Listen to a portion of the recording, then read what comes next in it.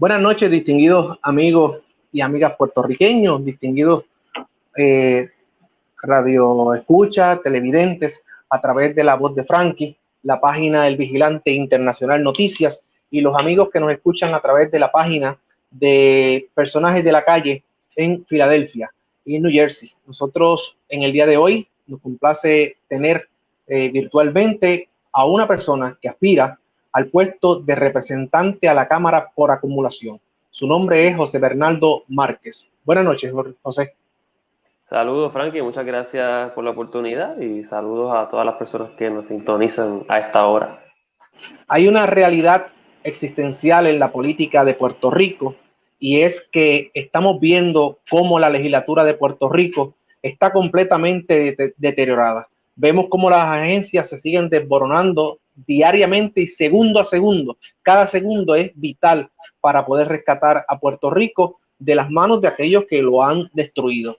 Hoy nos surge la primera pregunta para poder dar inicio a esta transmisión y darle la oportunidad a nuestros televidentes que puedan ir identificando quiénes pueden componer la Cámara de Representantes a partir del mes de enero del año 2021. La primera pregunta es ¿por qué y para qué José Bernardo Márquez desea ser representante a la Cámara? Bueno, en el por qué, yo creo que existe una necesidad colectiva de personas con la capacidad y con el compromiso de insertarse en las instituciones públicas. Hemos estado por demasiado tiempo viviendo una crisis política, económica y social una tras otra. Yo como una persona de 30 años que soy parte de una generación que desde que estoy en la escuela superior, la narrativa que venimos escuchando es una narrativa de crisis y es una crisis que no termina.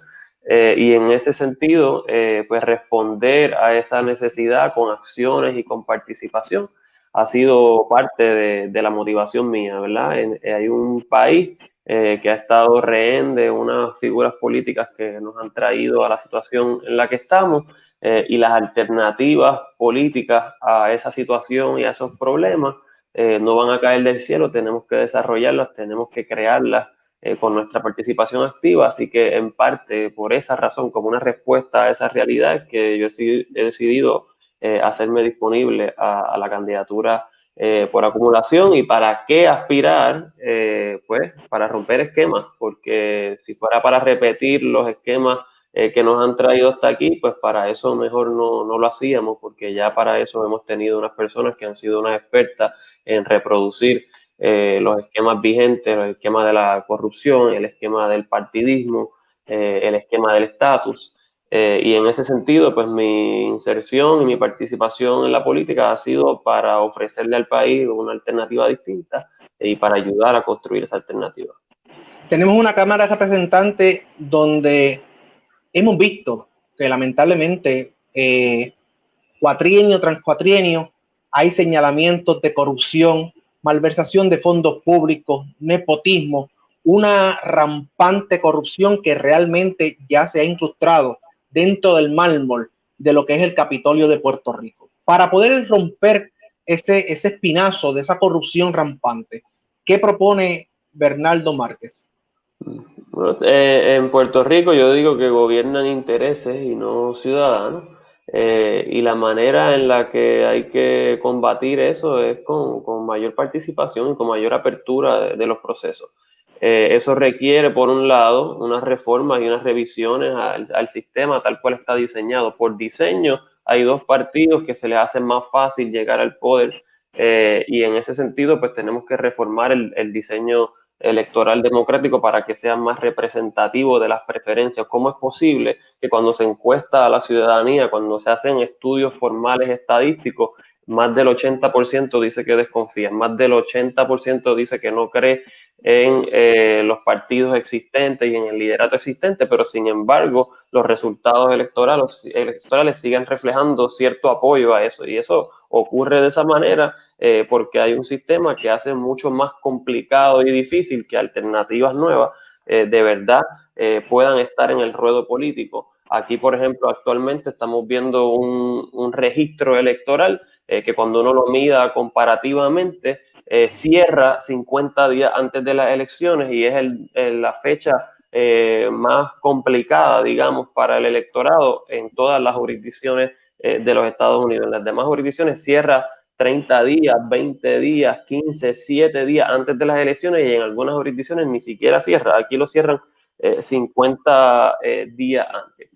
En ese sentido, facilitar los procesos democráticos para que las alternativas nuevas de verdad puedan estar siendo bien representadas y respaldadas por la ciudadanía es parte de mis propuestas como candidato, y además de eso, una vez siendo elegidos y esas alternativas estando ocupando los puestos legislativos y los puestos ejecutivos, pues que también existan unos procesos realmente transparentes y realmente democráticos. Aquí se habla muchísimo de participación ciudadana, pero los procesos legislativos y los procesos administrativos solamente utilizan la participación en el mejor de los casos de una forma consultiva, no de una manera realmente decisional en los asuntos de política pública. Aquí se habla de transparencia, pero estamos hablando ahora mismo de una ley de datos abiertos que se aprobó el año pasado y excluyó a la legislatura de su aplicación convenientemente, lo cual nos lleva, por ejemplo, a los incidentes de la semana pasada, en donde se arrestan a unas personas que tenían contratados a unos empleados unos sueldos excesivos y se alega, ¿verdad? O están siendo imputados por esos kickbacks. Así que, ¿cómo diseñamos unos procesos democráticos para que nuevas alternativas realmente tengan el potencial de ser elegidas y de ser respaldadas por la ciudadanía? ¿Cómo democratizamos también el gobierno en sí mismo para que la gente sea quien participe activamente de las decisiones y quien fiscalice también el rol gubernamental y el uso de los fondos públicos? Es parte de lo que yo estoy trayendo como candidato y lo que el movimiento Victoria Ciudadana también está proponiendo, un gobierno realmente participativo, realmente democrático. Ok, me hablaste de la ley electoral, del proceso electoral. Tenemos una realidad que ocurrió, que fue muy lamentable, noticia donde quiera.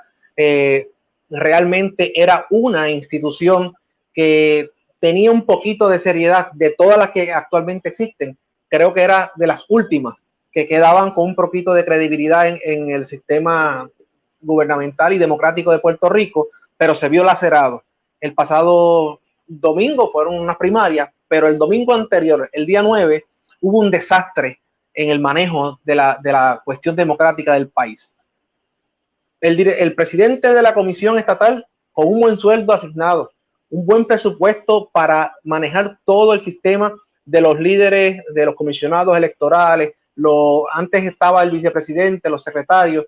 Sin embargo, si vamos sacándole hojas al árbol y llegamos a la raíz de quiénes son los que velan los votos, de quiénes son los que producen realmente la seriedad para un proceso democrático justo, y que velen los votos, ¿verdad? La intención del elector, vemos que los funcionarios de colegios no cobran un centavo en Puerto Rico por velar esos votos. ¿Hay alguna alternativa que se pueda explorar de acuerdo a la visión de José Márquez para que esos funcionarios de colegio quizás puedan tener algún incentivo o que puedan cobrar, ¿verdad? Por decirlo así, por rendirle ese trabajo de 8 y de 12 y cuidado, a veces han llegado hasta 16 horas trabajando por la democracia en Puerto Rico? Pues mira, es una propuesta que se pudiera evaluar. La realidad no lo he visto así a nivel comparado en otras jurisdicciones. No tengo conocimiento de que en efecto se lleven a cabo ese tipo de prácticas. Pienso que tendría un costo significativo, pero la realidad es que en Puerto Rico el sistema electoral ha gozado de una confianza relativa, históricamente hablando, y pienso que a lo que se debe de los incidentes recientes ha sido más a un diseño también de esa ley electoral que se cuestionó muchísimo, porque le daba demasiado poder al partido de turno, porque desmontaba el balance que históricamente se le había querido dar a esa institución para que fueran decisiones que se tomaran colectivamente y en representación y con una serie de controles internos a nivel administrativo. Así que pienso que el asunto está más por la vía de la administración de la comisión, ¿verdad? No descarto que podamos considerar otra serie de opciones y de alternativas para incluso darle mayor confiabilidad, pero entiendo que la clave está en que una institución como esa, entre otras, goce de la diversidad y la representatividad eh, del panorama político en Puerto Rico y de los partidos y las agrupaciones políticas que están activas para que sea en realidad una entidad que el electorado, cuando va a ejercer ese voto, confía que si aún hay un montón de cosas en el país que no funcionan, lamentablemente, que por lo menos sabe que las personas que al final del día sean elegidas y el proceso a través del cual fueron elegidos un proceso del cual pueden confiar y que también es accesible, porque no es solamente un asunto de que el resultado refleje los votos que en efecto se emitieron, sino que las personas, los ciudadanos y las ciudadanas estaban en igual condición al momento de registrarse, al momento de ir a votar, particularmente en unos tiempos de pandemia. Así que los acontecimientos recientes lamentablemente reflejan que las personas que se colocaron a dirigir la comisión y el marco legal que se aprobó a unos pocos meses de las elecciones no gozaban de esa confianza. Así que yo empezaría por ahí antes de cualquier otro tipo de medida. Perfecto. Márquez, la realidad es que Puerto Rico tiene 51 representantes a la Cámara. 11 son elegidos por nivel acumulación y 40 por distrito. ¿Cuántos candidatos está presentando el movimiento Victoria Ciudadana en estas elecciones 2020? Para la Cámara específicamente. Para la Cámara tenemos 28 candidatos y al Senado 17. Pero por acumulación, ¿cuántos hay? No, en acumulación son 2. Este servidor y la licenciada Mariana Nogares. Pero cuando suman los candidatos de distrito, pues a la Cámara son 28. Bueno, pues hay una realidad. Para los que conocemos un poquito de política, sabemos que usted es candidato por ese partido, Movimiento Ciudadano, pero va a ser representante a la Cámara a partir de enero. Va a entrar posiblemente por mayoría o posiblemente por minoría, pero de que entra, va a entrar. Ahora bien, esa postura de un nuevo representante que quiere cambiar lo que está corrompido ya, lo que hemos visto de el sistema democrático que usted ha mencionado, ¿verdad? Que tiene sus grandes déficits, pero hay algo que estoy completamente seguro que lo conoce muy bien, es el deterioro del tejido social de Puerto Rico, que está completamente destruido también, y encima de esto vemos cómo el gobierno utiliza sus propias instituciones como la del Departamento del Trabajo para meterle más presión psicológica a nuestra gente, al ciudadano común y corriente, en la pie. Para esas personas que nos están viendo y que quizás hoy sufren la desdicha de no recibir los beneficios a los cuales tienen derecho por completo, ¿cuál es el mensaje de una persona que va a estar en la legislatura?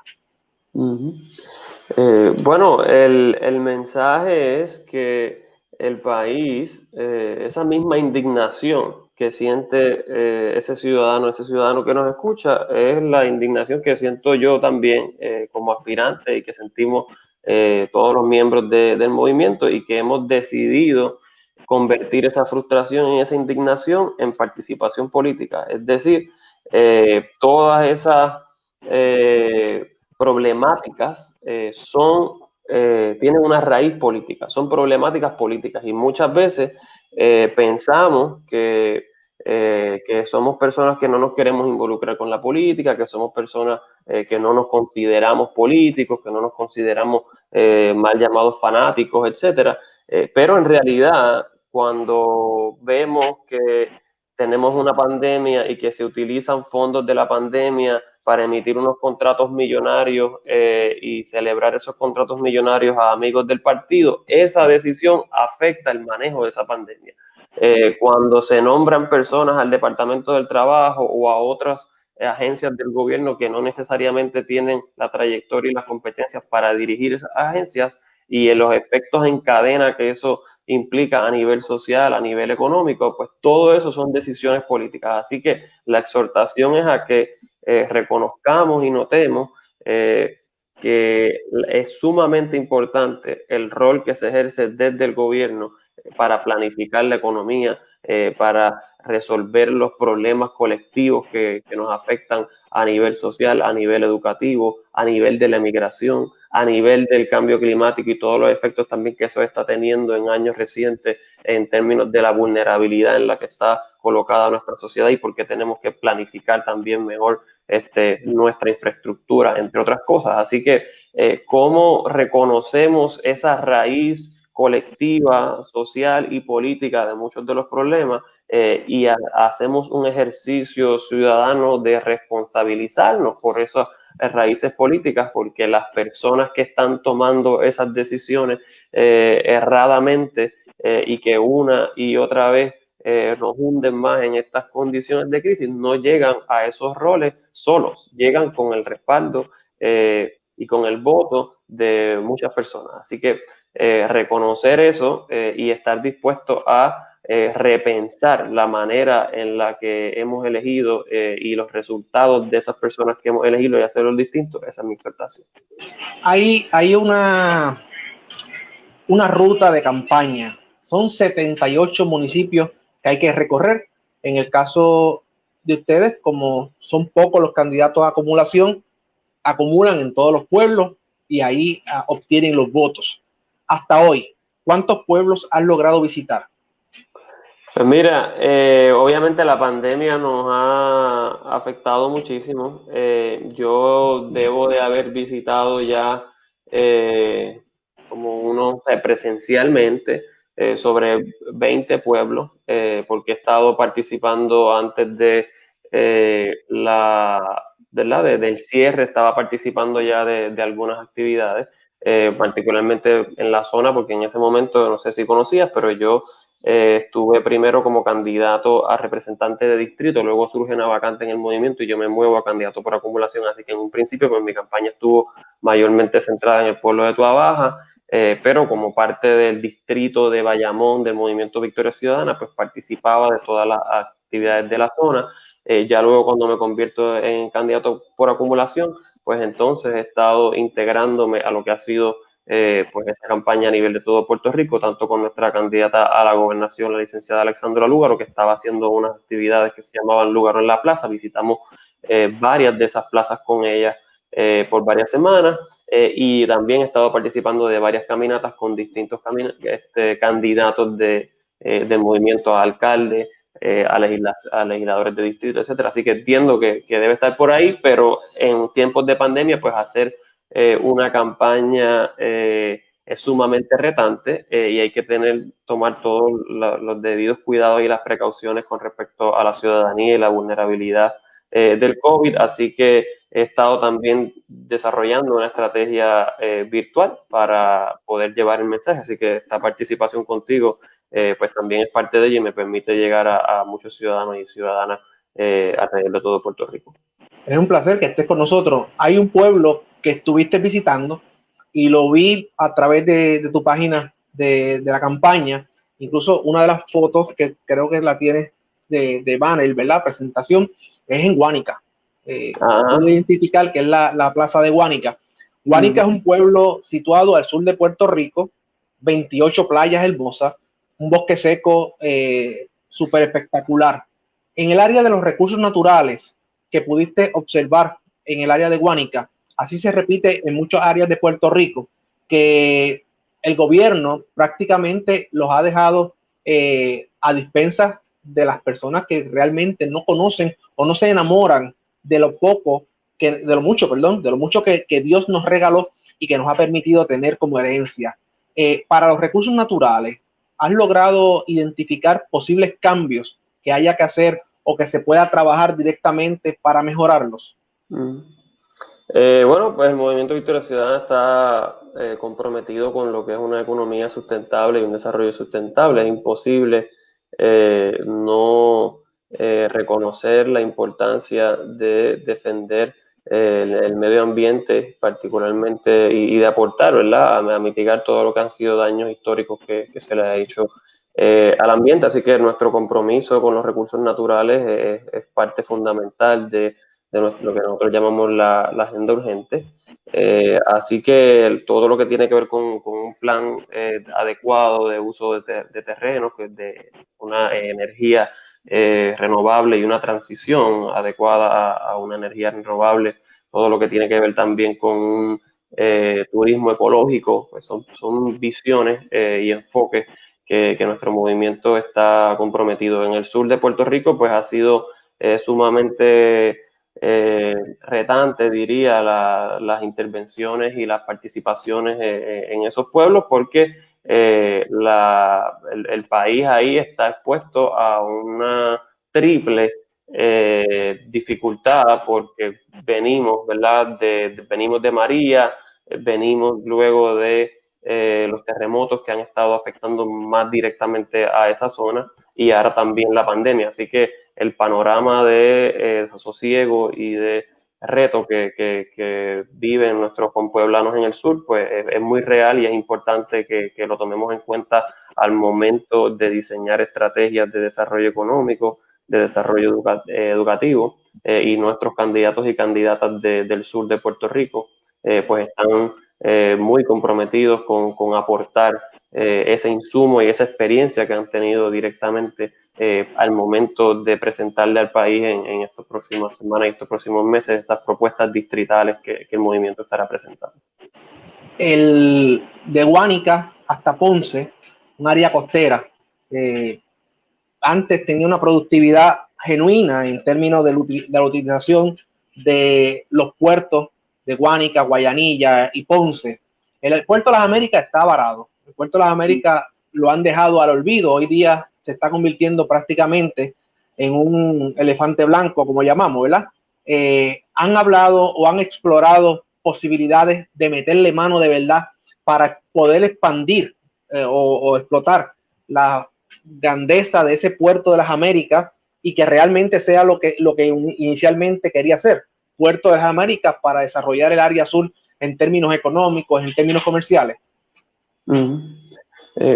Bueno, como mencionaba, ¿verdad? Nuestros candidatos distritales han estado haciendo, nosotros somos un movimiento, ¿verdad?, que está promoviendo esa participación y ese insumo ciudadano al momento de establecer esas prioridades legislativas, esas prioridades administrativas.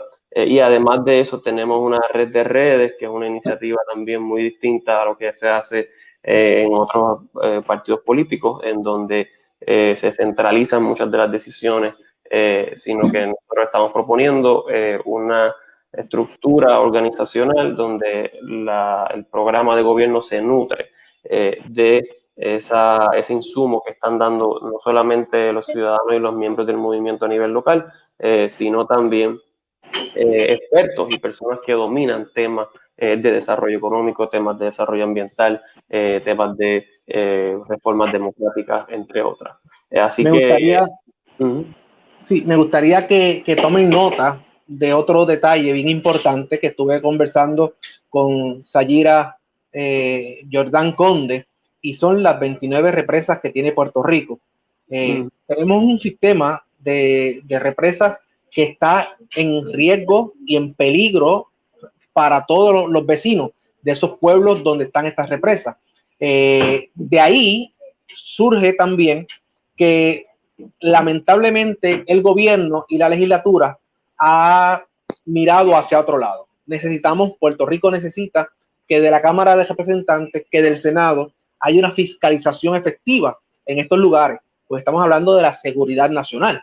Entonces, ustedes como candidatos, hablé lo mismo, le pregunté a Acevedo Vilá, queremos ver qué propuestas se pueden desarrollar directamente en esos pueblos. La primera debe ser fiscalizar y procurar, ¿verdad?, dónde está el dinero que se ha asignado para reparar estas represas. La Junta de Planificación de igualmente las ha dejado al garete. Me pregunto, ¿verdad?, por casualidad, ¿tienen ustedes algo que puedan echarle un vistazo o que nos puedan mencionar sobre estos pueblos?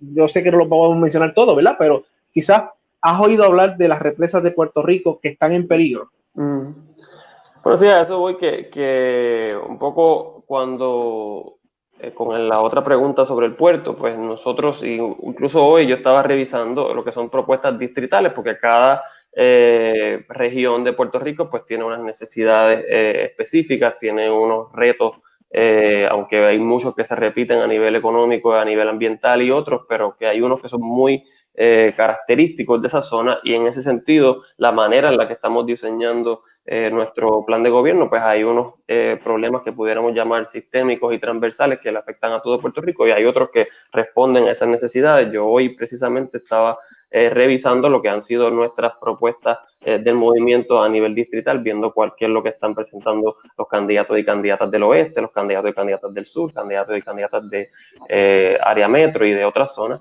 Y ahí uno va viendo pues que en algunas zonas toda la preocupación con el tema ambiental y con los recursos que ofrece la zona para convertir incluso algunos de esos retos ambientales en oportunidades de desarrollo económico, en oportunidades, como decía, de transición a una energía renovable, en proteger y hacer mejor uso de recursos como el agua, de recursos como el sol, pues son propuestas que se están presentando y que en lo que va a ser próximamente una asamblea virtual que el movimiento va a estar celebrando, pues vamos a poder presentarle al país más formalmente esas propuestas, las que son propuestas con las que está comprometido todo el movimiento y las que son propuestas que se van a estar presentando también a nivel distrital para atender esas distintas problemáticas de cada una de las regiones. Como decía también, en el sur de Puerto Rico, nosotros estamos también respondiendo como candidatos y candidatas a esas necesidades, en vez de estar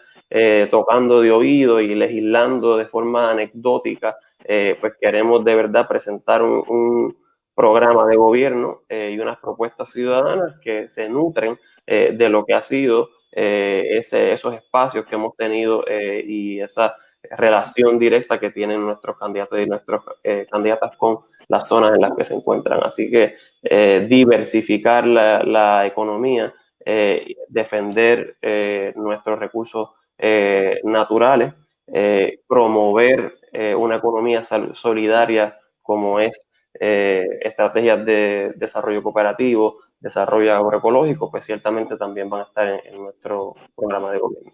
Hay una realidad, los niveles de pobreza más altos en Puerto Rico recaen acá, al área sur de Puerto Rico, ¿verdad? Guánica es el segundo pueblo con el mayor índice de pobreza, Lares, Villalba. Esta región, cuando hablas de no tocar de oído, mira lo importante que es tu candidatura, ¿verdad? Disculpa que te diga tú, ¿verdad? Pero la candidatura de José Márquez, una persona con 30 y pico de años, 30 años, ¿verdad? 30 años. 30. Tienes la juventud y tienes la fuerza para poder moverte a estos pueblos del sur de Puerto Rico y con eso darle un jamaqueo, ¿verdad? A la legislatura del país. Sálganse de las cuatro paredes donde lamentablemente lo que se ve en los pasillos y se respira son contratos y más contratos, beneficios para los talentosos, beneficios para los políticos que realmente solamente vemos el caso de una de las representantes, que no quisiera ni quisiera mencionar el nombre. El representante asigna un salario, lo aumenta y de ese salario se beneficia. ¿Por qué pasa eso? Porque hemos hablado en este programa de los políticos que acostumbran a treparse encima de una burbuja y quedarse allá en el mármol. Esa idea es genuina porque al ustedes venirse acá, en este caso tú ir donde los representantes de distrito le estás devolviendo o estás participando o estás promoviendo de que la legislatura sea del pueblo como se supone que sea. Tenemos una realidad. Nosotros quisiéramos ver que de 29 comisiones permanentes que tiene la legislatura de Puerto Rico, José Márquez no las puede presidir todas. Partiendo la premisa de que Alessandra Lúgaro gane las elecciones el día 3 de noviembre, ¿cómo se redistribuye esa Cámara de Representantes? Porque habrá entonces un gobierno compartido. Alexandra Lúgaro y una Cámara quizás popular o quizás PNP. Y José Márquez... De Victoria Ciudadana. Sí, tenemos suficientes candidatos para hacer mayoría, así que vamos a ver. ¿Tienen los candidatos para hacer mayoría? Sí, tenemos 28. Perfecto. Pues entonces es importante que en estos programas, pues, yo lo hablo en términos de que ustedes no tienen la oportunidad ahora mismo de ir mano a mano, puerta a puerta.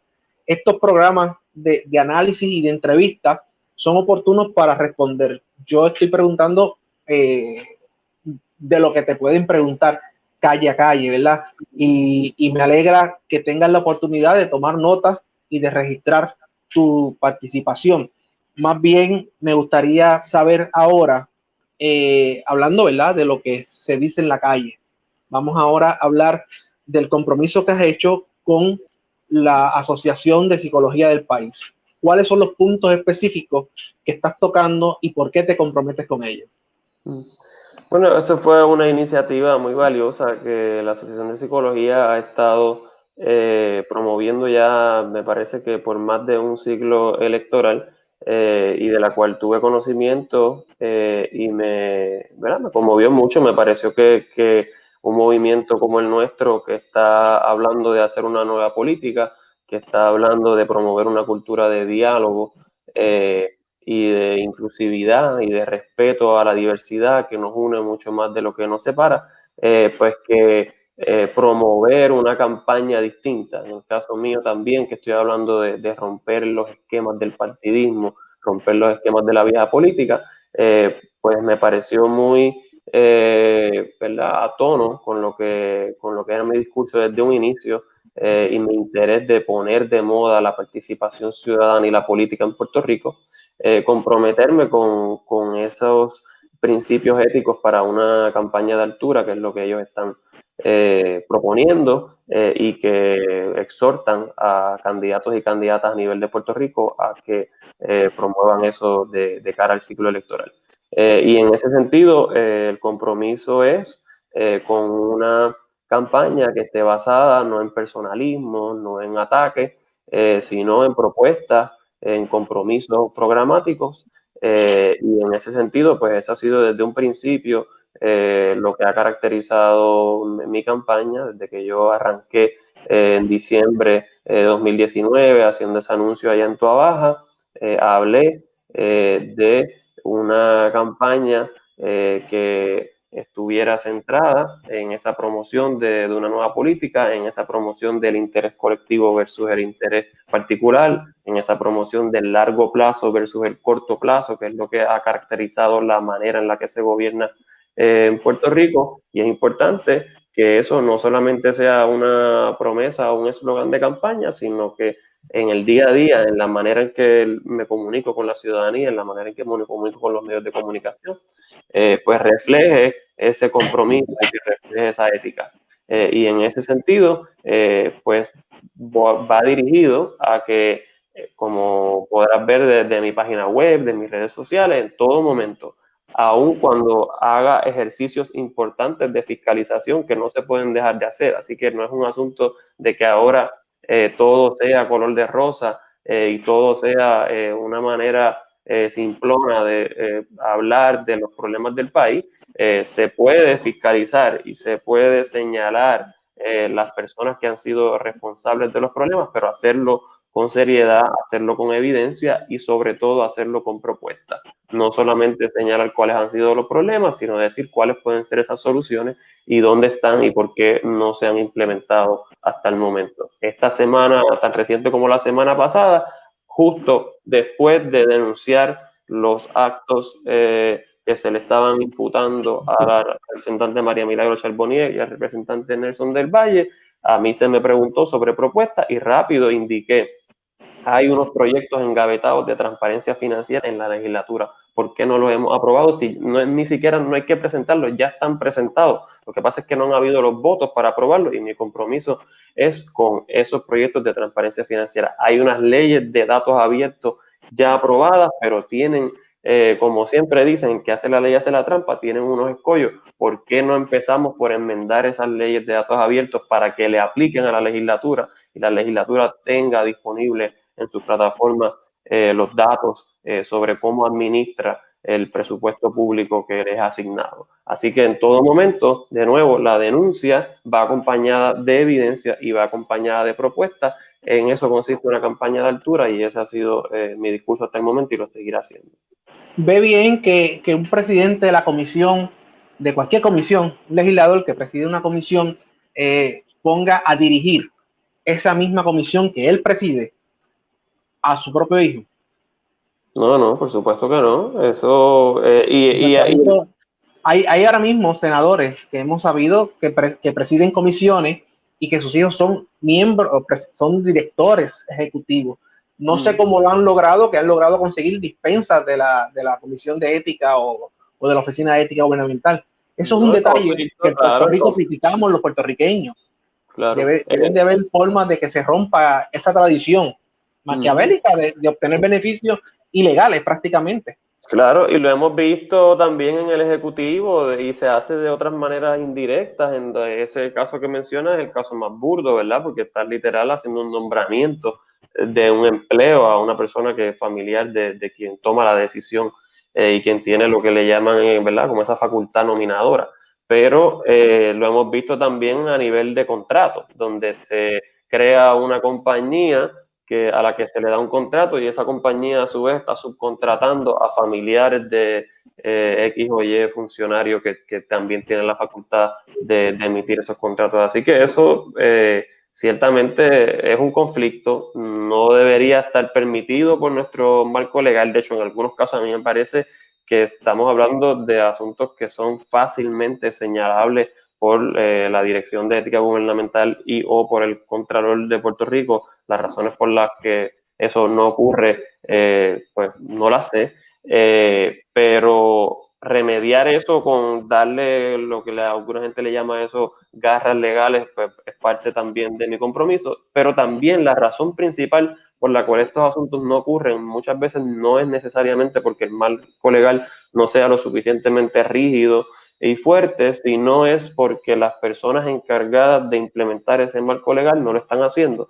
Y eso no lo están haciendo porque esas entidades muchas veces están nombradas y controladas por las mismas personas que van a ser investigadas, y es el cuento este del cabro velando las lechugas. ¿Cómo promovemos unas entidades más autónomas e independizadas en sus decisiones administrativas, en el presupuesto que tienen asignado y en las facultades que tienen para implementar sus deberes ministeriales? Pues eso también es algo que tenemos que revisar. Eso incluye la Oficina del Contralor, eso incluye el Departamento de Justicia, eso incluye la Oficina del FEI y eso incluye también la Oficina de Ética Gubernamental.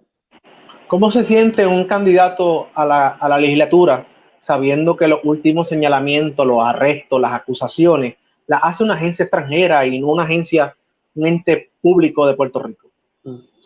Bueno, habla de la debilidad institucional que tenemos a nivel local. Yo pensaría que no hay ninguna razón por la cual ese tipo de prácticas no pueda ser investigada por fiscales o por funcionarios de nuestro gobierno. Como decía, no es un asunto de una ausencia de marco legal para ella, aunque yo creo que podemos fortalecerlo, incluir también en el caso que mencionabas de situaciones de nepotismo, pues todo lo que es a veces el nepotismo cruzado, te contrato a un familiar y tú me contratas a un familiar allá y ese tipo de cosas que ocurren. O sea, podemos fortalecer el marco legal, pero de lo que se trata en muchos casos es de tener a las personas con el compromiso y con la suficiente capacidad para ejercer sus funciones ministeriales, y por esa razón nosotros en el movimiento hemos estado comprometidos con no solamente nombrar a esas personas, sino a anunciarle al país desde antes quiénes van a ser las personas que van a estar siendo recomendadas por nuestra candidata a la gobernación a los distintos puestos a nivel ejecutivo en esa iniciativa que se ha conocido como el gabinete. Así que en ese sentido el electorado tiene que estar consciente, o le exhortamos a que tome nota y conozca de que nuestro movimiento no solamente está anunciando y promoviendo unos compromisos abstractos o unas propuestas generales, sino que desde ya está demostrando que la manera en la que se propone gobernar es muy distinta a cómo se ha gobernado antes, al punto de nuevo en que no solamente estamos presentando nuestras candidaturas, sino que le estamos indicando al país quiénes van a ser esas personas que acompañarían a nivel ejecutivo a la candidata a la gobernación de ya ser electa, y eso incluiría, ¿verdad?, pues muchos de estos departamentos ejecutivos, como hemos mencionado, el tema del Departamento del Trabajo, de Educación y otros temas de salud, que el puertorriqueño se ve sumamente afectado, incluyendo también las entidades fiscalizadoras como el Departamento de Justicia. Hablamos al principio de la entrevista de una agenda que tiene el movimiento, ¿verdad?, de Victoria Ciudadana. Me hablan de rescate de las instituciones públicas. Sin embargo, sabemos sí que casi todas las agencias, digamos que un 80% para darle un voto de confianza a algunas de ellas, están desboronadas. Sin embargo, yo quisiera saber si ustedes han identificado agencias de las actuales que están en Puerto Rico que de verdad estén funcionando. Una agencia que me puedas mencionar que diga, mira, tal agencia de verdad, siendo objetivo, está funcionando bien, esa pues por ahora no la vemos que haya que reestructurarla o haya que mejorarle algo, y si hay que arreglarle algo, pues que sea algo mínimo.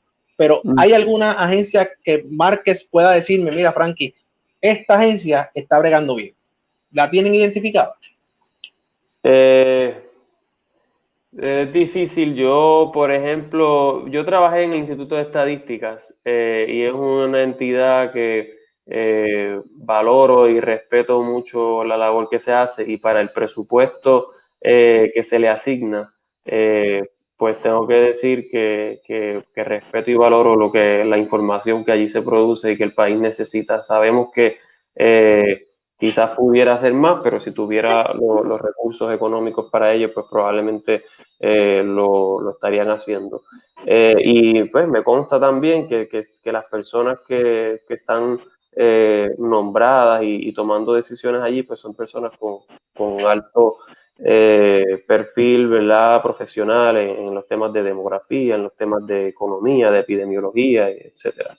Pero fuera de ahí, pues es complicado, ¿verdad?, encontrar desde la perspectiva de esas entidades que más afectan la vida diaria del ciudadano. Como mencionaba, en estos meses, pues el Departamento del Trabajo y el Departamento de la Salud son los ejemplos más obvios, y obviamente el Departamento de Educación. Así que lo que vemos es ese debilitamiento institucional que va acompañado de una serie de recortes fiscales al gobierno de Puerto Rico que a mi modo de ver han sido excesivos y que responden a todo el tema de la deuda y a unos cálculos excesivamente optimistas de la Junta de Control Fiscal, y también a la ausencia de una capacidad administrativa e institucional para darle planificación y estrategia a largo plazo a esos organismos. En Puerto Rico,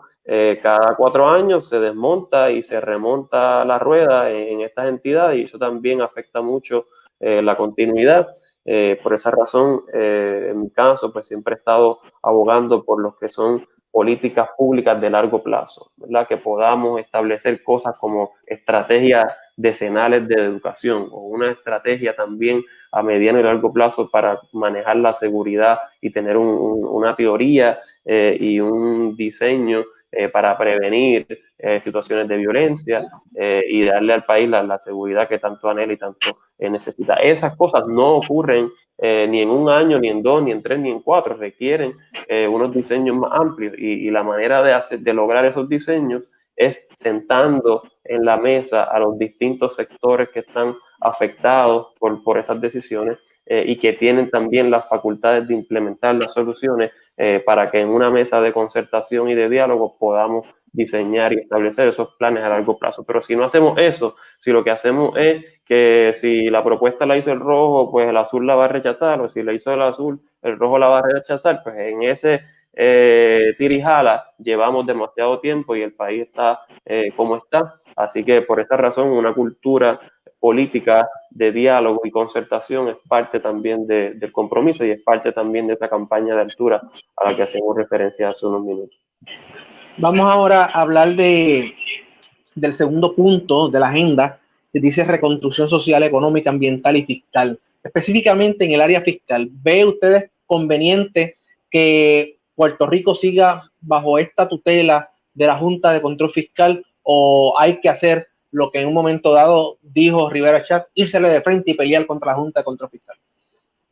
No, nosotros estamos desde esa última ¿verdad? Lógica que usted menciona, que es que una junta que a nuestro modo de ver pues es ilegítima, ¿verdad? Nadie la eligió, está aquí ejerciendo unos poderes que le corresponden esencialmente y que al gobierno de Puerto Rico, y que se va por encima. Además de eso, y para colmo, pues toma decisiones que no están basadas en la evidencia económica, que los economistas más respetados en Puerto Rico y a nivel mundial han visto las proyecciones fiscales, las han cuestionado y han dicho que lo que van a hacer es agudizar la crisis y agudizar incluso hasta las posibilidades de pagar el poco de deuda que se pueda pagar luego de atender los servicios esenciales del país.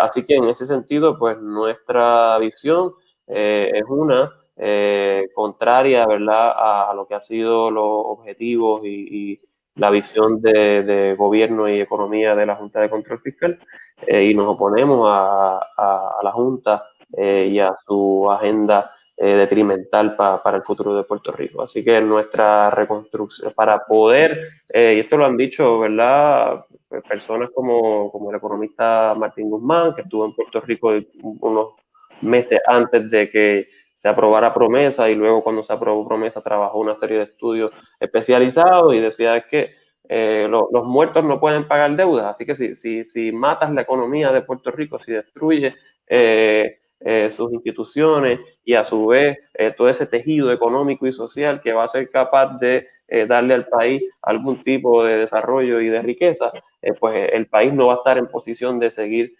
pagando ninguna deuda. Así que a la pregunta puntual que plantea, pues nuestra posición es una de confrontación y de pensar otro diseño de reestructuración de deuda que no sea el marco vigente.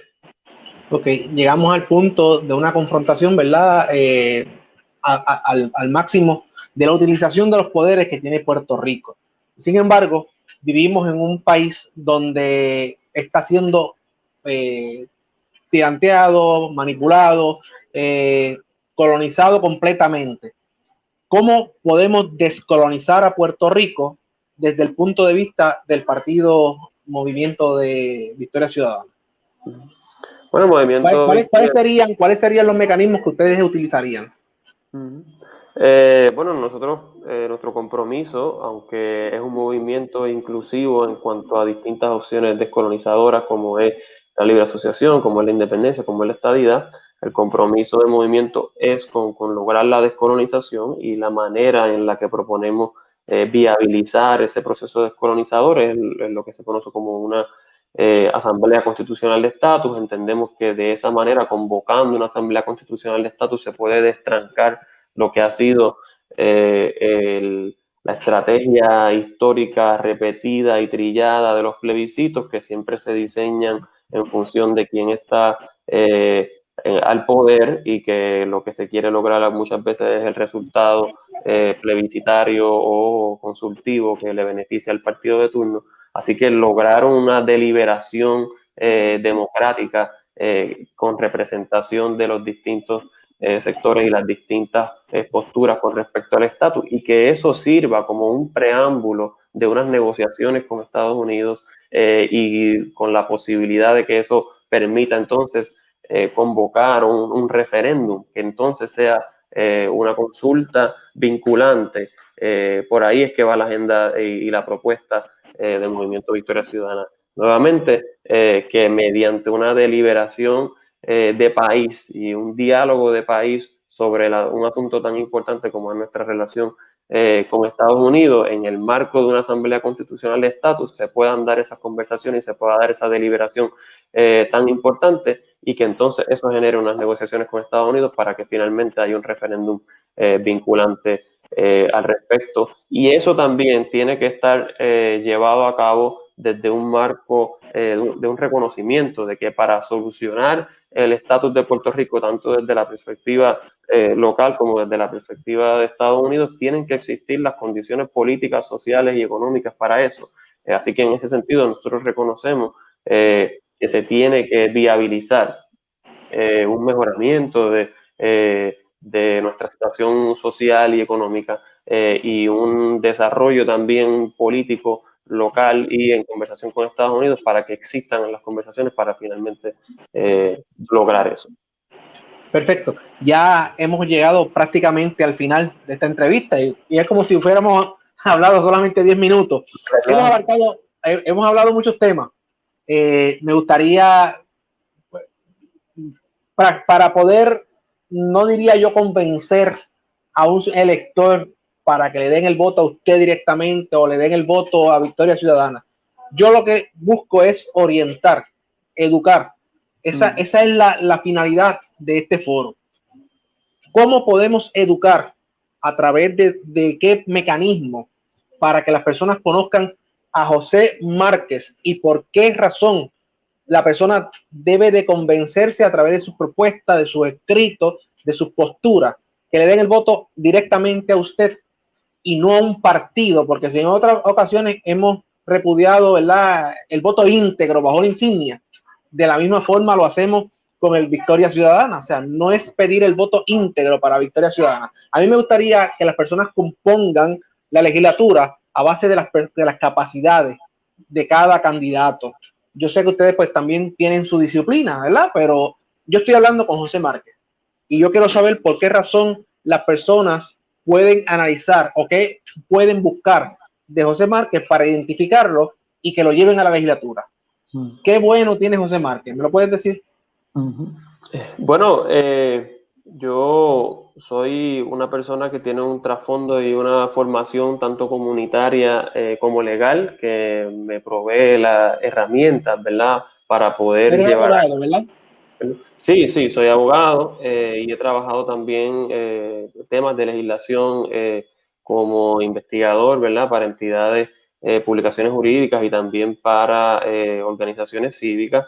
Así que en ese sentido, pues ese trasfondo legal me da unas herramientas para ejercer la labor legislativa y también un trasfondo comunitario de promover que la comunidad en unos espacios de facilitación y de diálogo también seamos capaces de identificar soluciones a los problemas que nos afectan. Esas destrezas que se manejan en esos espacios comunitarios donde hay mucha diversidad, donde hay mucho choque y tenemos que organizarnos para encontrar cuáles son los asuntos en donde nos encontramos y cómo podemos enfrentar esos problemas que nos afectan, pues son destrezas que aportan a la gestión legislativa. Pero más allá de eso también, entiendo que Puerto Rico está buscando voces nuevas, que haya una persona y un movimiento también que sea representativo de ese deseo de cambio y de ese deseo de un cambio real, de nuevo acompañado no solamente de fiscalización y de denuncia,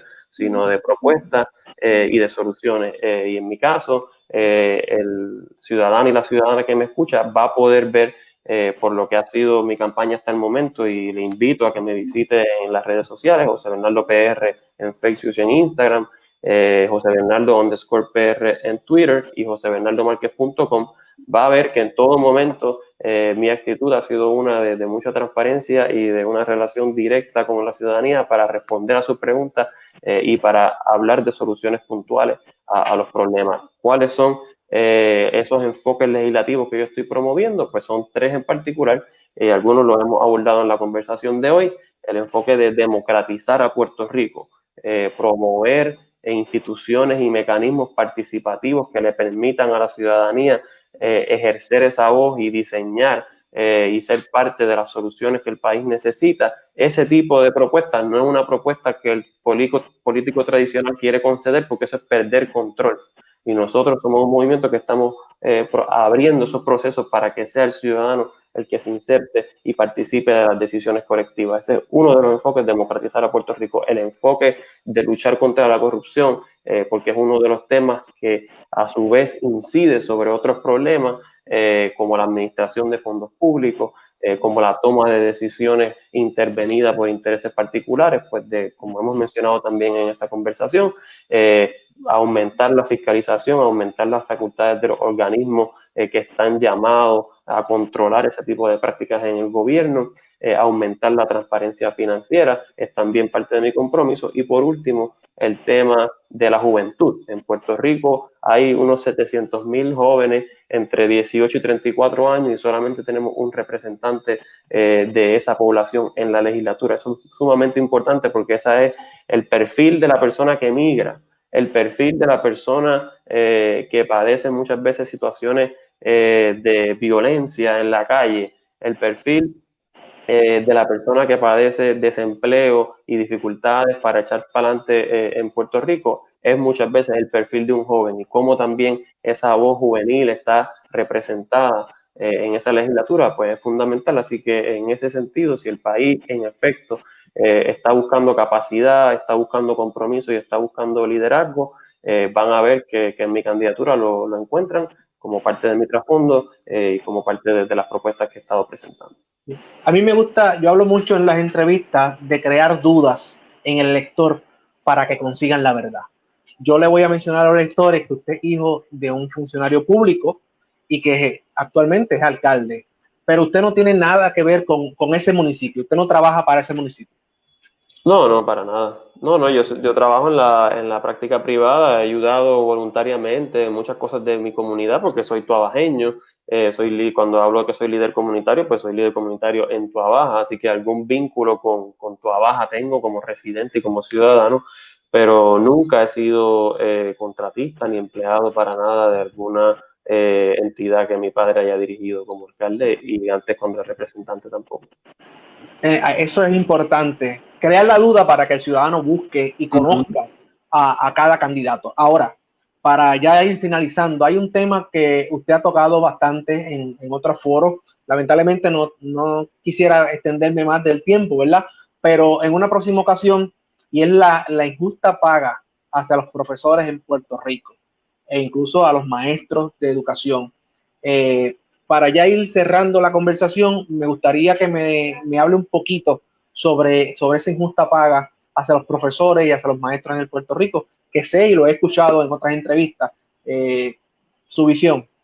Bueno, como otros temas del país, que el movimiento está comprometido con unas condiciones salariales y laborales dignas, pues es un asunto que hay que revisar con mucha urgencia porque decimos y nos llenamos la boca de hablar de que la educación es sumamente importante y que la educación es la raíz de todo y es la clave de todo, pero cuando vemos, ¿verdad?, las prioridades presupuestarias y las prioridades administrativas y las condiciones en las que están nuestras escuelas y la manera en la que se cierran escuelas y en las que se dejan esos centros educativos y la manera en que se atiende una pandemia y a nuestra niñez y nuestra juventud, pues no es acorde el discurso con la acción. Así que tener esas condiciones laborales y salariales del magistrado, del profesorado, defender la Universidad de Puerto Rico, defender la fórmula de la Universidad de Puerto Rico, defender el sistema público educativo, promover una educación que propenda al pleno desarrollo de la personalidad de cada uno de los estudiantes, pues es parte del compromiso de Victoria Ciudadana y de este servidor. Muy bien. Márquez, muchas gracias. Gracias, De verdad, estoy muy complacido con las respuestas que nos has dado. Como te mencioné hace un ratito, ¿verdad? Lo ideal es crear la duda para que el ciudadano busque la verdad y pues siempre sabemos que hay verdades claras que tienden a opacarse muchas veces con el tiempo y esas verdades que tienden a opacarse, ahí tienen que levantarse voces en Puerto Rico para que las despolven y las muestren al ciudadano. Este programa va a estar disponible hasta las próximas elecciones del 3 de noviembre. Más adelante vamos a estar conversando. Estoy seguro que posiblemente en el camino podamos concluir nuevamente porque es importante su participación. Este programa, la mayor parte de la audiencia es de la gente del área sur de Puerto Rico, a través de la página del Vigilante Internacional y La Voz de Frankie. mi participación también en organizaciones cívicas y comunitarias me acercan, aparte de los ciudadanos que quizás están pendientes a qué de bueno se puede hacer por ellos en estos pueblos de la región sur que están siendo abatidos literalmente por la madre naturaleza, pero también por la corrupción gubernamental y corrupción de funcionarios públicos que fueron castigados, algunos de ellos, en las pasadas elecciones, en las pasadas primarias. Pero es lo que está buscando el país. El país está buscando personas que estén dispuestas para ir de frente contra la corrupción, de frente contra los hechos que son apremiantes y que se puedan sentar a redactar proyectos legislativos. Y yo entiendo que con las posibilidades grandes de que usted esté en la legislatura, pues puedas ayudar a estos puntos que están esperando atención urgente desde hace muchísimas décadas. Entonces, mi deseo es estar al servicio de Puerto Rico. Si hubiese querido ocupar una posición, pues por cosas que has conversado conmigo hoy, puede parecer obvio que habían otras vías más fáciles para yo hacerlo. Así que poder aportar a las soluciones de Puerto Rico con las herramientas y con la experiencia y con el deseo de servicio que tengo desde el ámbito legislativo, pues voy a estar sumamente encaminado en esa dirección, y aprovecho también para exhortar a ese público del sur que también conozca a los candidatos y las candidatas que tenemos en esa zona sur, como el doctor Daniel Ortiz, el compañero Michael González, que son candidatos al Senado por el distrito de Ponce, que incluye esa zona, y que también son personas con mucha capacidad y con muchas propuestas que el país y la zona sur se beneficiarían de su aportación y su compromiso. Ya veo que tengo temas para los candidatos del área sur y me gustaría que los pongan en contacto con nosotros para poderle preguntar, para entonces que también los ciudadanos que nos están viendo puedan acercar las preguntas hacia nosotros y nosotros hacérselas a ellos. No es un gesto de relaciones públicas, porque realmente hoy es que nos conocemos. Es un placer para mí poder hablar con un licenciado en leyes que aspira a la legislatura, y es un honor saber que hasta hoy no hay nada que se pueda señalar hacia usted, pero cuando tengamos que señalarlo, con la misma honestidad, poder decirle si le ha fallado el país, que ya, por favor, se quite del erario público, ¿verdad? Y que le permita a otra persona que llegue a servirle a Puerto Rico. Hasta ahora, muchas gracias por la participación.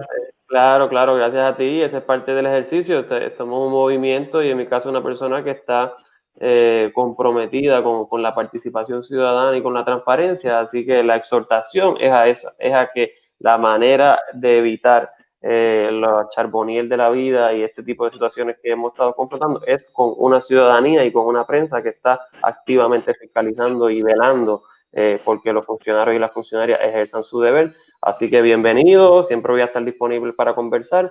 Gracias por el tiempo, y mi exhortación a la ciudadanía que busque más información de mi parte y del movimiento al momento de ejercer su derecho al voto en estas elecciones que tan importante es, y recordarles que tienen, si no están inscritos para votar, que tienen hasta el 14 de septiembre para registrarse como votantes. Es muy importante que lo hagan para que le demos y que compartan este video. Definitivo. Que compartan este video para que puedan enterarse, ¿verdad? Algunas preguntas que quizás no puedan hacerle otros foros, se las hemos hecho nosotros específicas, y que pueden encontrar las respuestas. Más adelante, usted quizás puede sentarse y desarrollar la legislación que hace falta hacia esos temas específicos que hemos tocado en esta noche. Pero aquel que esté disponible para compartir este video, que lo haga por el bien de otros ciudadanos que puedan educarse y que puedan comparar y confrontar ideas contra ideas. Ese es el propósito de nuestra participación en esta noche. Muy bien, con mucho gusto, y gracias, Frankie, y siempre a la orden. Muchas gracias. Hasta luego. Bueno, amigos, fue José Márquez, candidato a la Cámara de Representantes por acumulación del partido Victoria Ciudadana. Yo soy Frankie Rodríguez Napoleoni, y para mí es un honor poder compartir con personas que tengan ideas y que tengan preguntas, que tengan respuestas hacia nuestros temas, y sobre todas las cosas, la idea primordial en esta próxima elección del 3 de noviembre es que cuando usted vaya a votar, lo haga pensando en el futuro del país, Yo no estoy sugiriendo candidatos para que sean los que ocupen los puestos. Yo no estoy sugiriendo partidos para que usted vaya y haga una sola cruz debajo de ninguna insignia. Mi idea es como la de cada uno de ustedes, que escojan los mejores candidatos, que compongan una legislatura de verdad con gente que sepa pensar, que tengan razonamiento lógico, criterio propio, que combatan la corrupción y hasta el máximo de su potencial como seres humanos, que lo hagan bien por el país.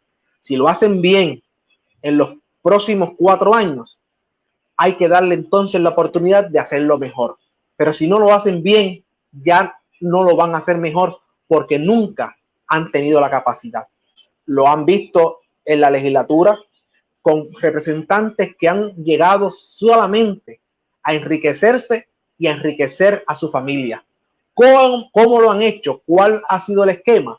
Senadores y representantes han llegado para nombrar a sus propios hijos como directores ejecutivos de las comisiones que ellos presiden.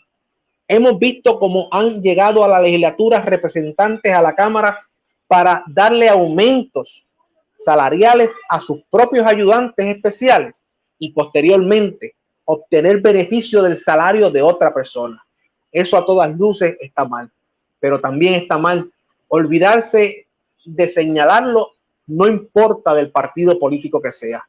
Hay legisladores que han hecho su trabajo fiscalizando y autofiscalizándose. Hay legisladores que han hecho el trabajo más absurdo posible, que han sido señalados durante años y décadas y todavía siguen en la legislatura de Puerto Rico.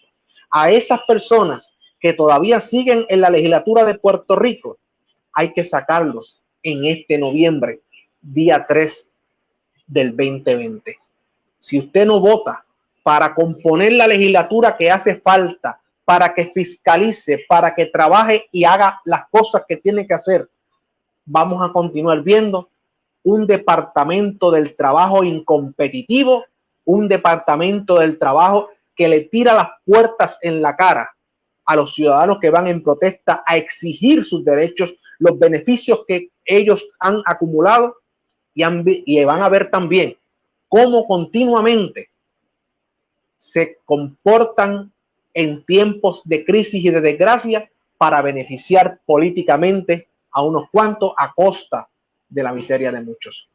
Está en usted no votar por partidos políticos de manera ciega, es componer una legislatura de todos los partidos con las mejores personas que yo estoy completamente seguro hay en todos los partidos. Aquellos que han estado busconeando y trabajando para beneficio particular, usted es el responsable de sacarlos el 3 de noviembre. Hágalo a conciencia y hágalo pensando en el futuro de todos. Buenas noches y que Dios les bendiga.